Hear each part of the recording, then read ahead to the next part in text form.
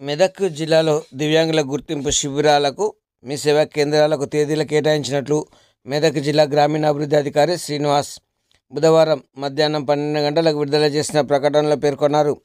జనవరి 9 మంగళవారం నాడు దృష్టిలోపం ఉన్న దివ్యాంగులు వారి స్లాట్ బుక్ చేసుకొని ఆ రోజు ఉదయం 9 గంటల నుంచి 12 గంటల మధ్యలో వచ్చి వైకల్యాన్ని నిర్ధారించుకోవచ్చన్నారు.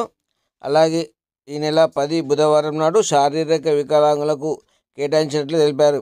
ఈ నెల 18న గురువారం నాడు మూగా వినికిడి లోపం ఉన్న వారికి కేటాయించినట్లు ఆయన తెలిపారు. ఈ నెల 19న శుక్రవారం నాడు మానసిక వికలాంగులకు కేటాయించినట్లు తెలిపారు. ఈ నెల 24న బుధవారం శారీరక వికలాంగులకు కేటాయించినట్లు ఆయన తెలిపారు.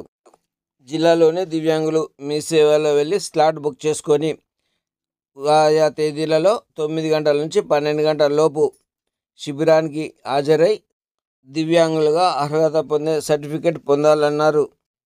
శిబిరాలకు వచ్చే దివ్యాంగులు మీ సేవ రసీదు, ఫోటో, ఆధార్ కార్డ్ జిరాక్స్, సంబంధిత మెడికల్ రిపోర్ట్స్తో సదరం క్యాంపులకు హాజరు కావాలని మెదక్ జిల్లా గ్రామీణాభివృద్ధి అధికారి శ్రీనివాస్ తెలిపారు.